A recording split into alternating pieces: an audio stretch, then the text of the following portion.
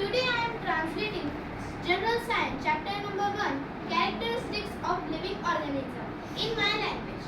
Let's start. Chapter number 1 Characteristics of Living Organism. Let's start. This is our Moti. हा आमचा मोती आहे. 2 years ago when we brought him home, he was a small puppy. 2 वर्षापूर्वी आम्ही त्याला घरी आणले तेव्हा हे एक छोटंसं कुत्र्याचं पिल्लू होतं. At that time, he could not even stand properly. तो नीट उभा राहू शकत नव्हता.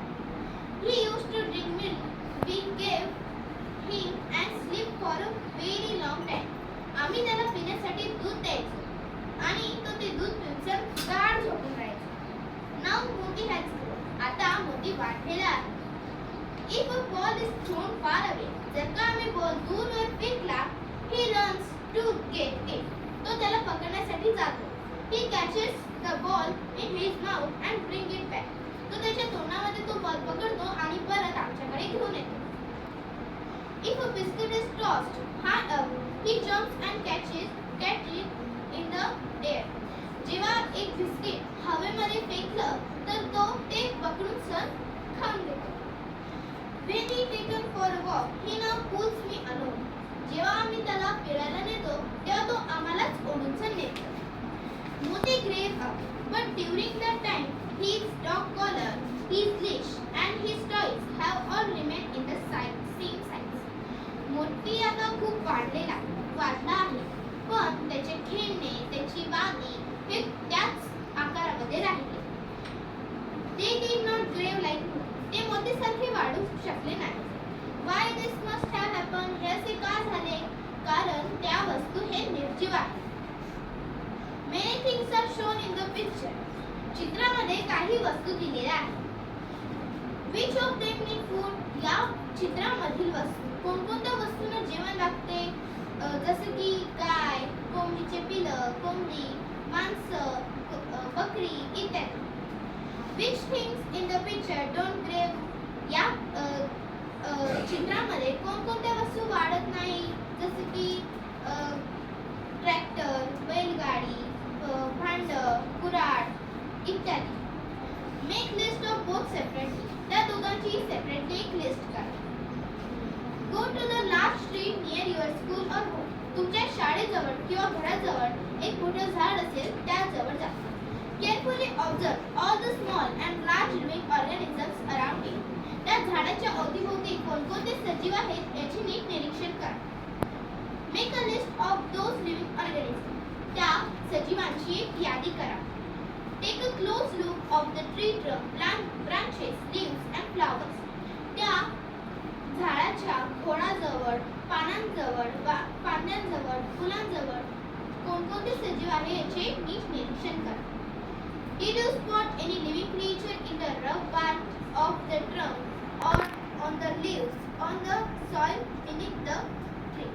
तुम्ही झाडात लपलेले सजीव किंवा झाडाच्या खोडामध्ये लपलेले सजीव आणि पानांवर असलेले किंवा झाडाच्या मातीजवळ असलेले सजीव हे आहेत का त्याचे निरीक्षण करा. Are there any living organisms hiding in the piles of the falling leaves? किंवा पडलेले जे पानं असतात ते पडलेले त्यांच्या खाली लपलेले असतात का? Make a list of everything you find. तुम्हाला जे मिळालं त्याची यादी करा. Compare your list with your friends. Observation. तुम्ही निरीक्षण केलेल्या यादीचे आणि तुमच्या मित्रांनी निरीक्षण केलेल्या यादीचे तुलना करा. Does your combined list includes grass growing under the tree and small saplings? तुम्ही केलेल्या आणि तुमच्या मित्रांनी केलेल्या यादीमध्ये छोटे छोटे गवत किंवा छोटे रोपटे हे आहेत का?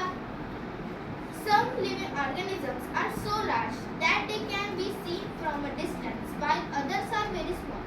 काही सजीव हे खूप मोठे असतात म्हणून ते दूरवरच्या अंतरात सुद्धा दिसतात, पण काही खूप छोटे असतात.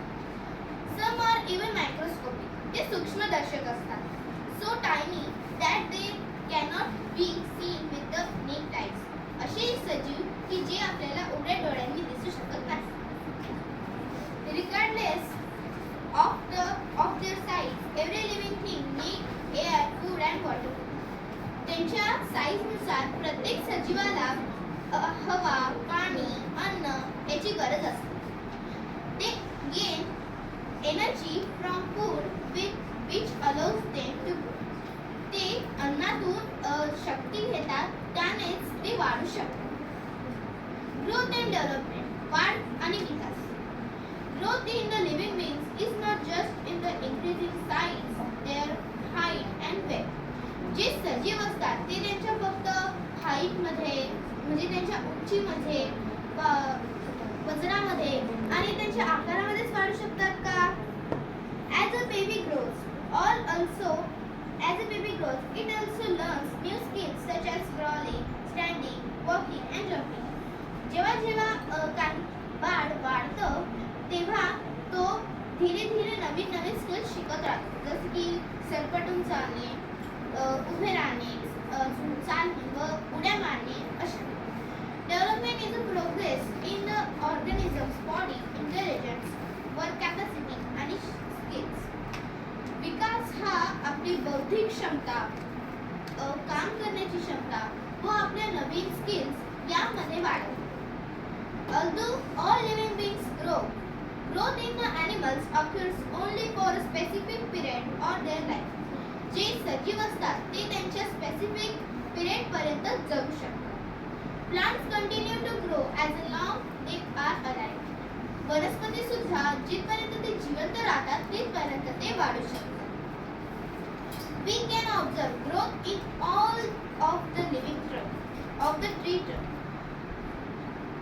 We can observe growth in the organs in all the organs of animals. आपण निरीक्षण केलेले आहे की जे प्राणी असतात ते जसे जसे ते वाढतात त्यांच्या ऑर्गन्स मध्ये सुद्धा वाढ होते. Some parts of the plants grow throughout its lifespan, such as growth of tree trunk, the length of branches, length of roots.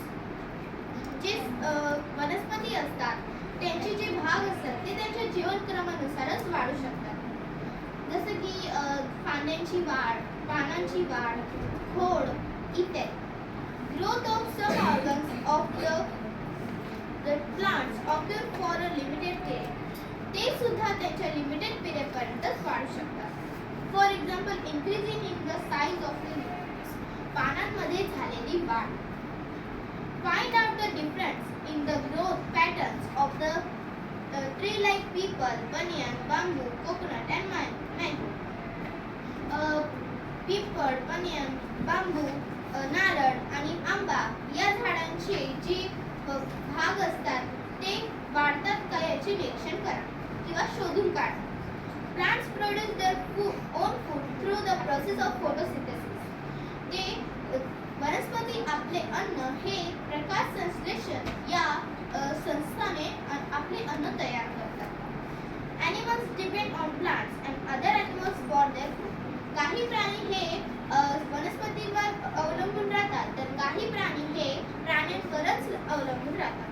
The intake of food resulting in the growth is a characteristic of the living organism. सजीवांमध्ये अन्न ग्रहण करणे आणि त्याची वाढ होणे हे सजीवांचे वैशिष्ट्य आहे. Thank you.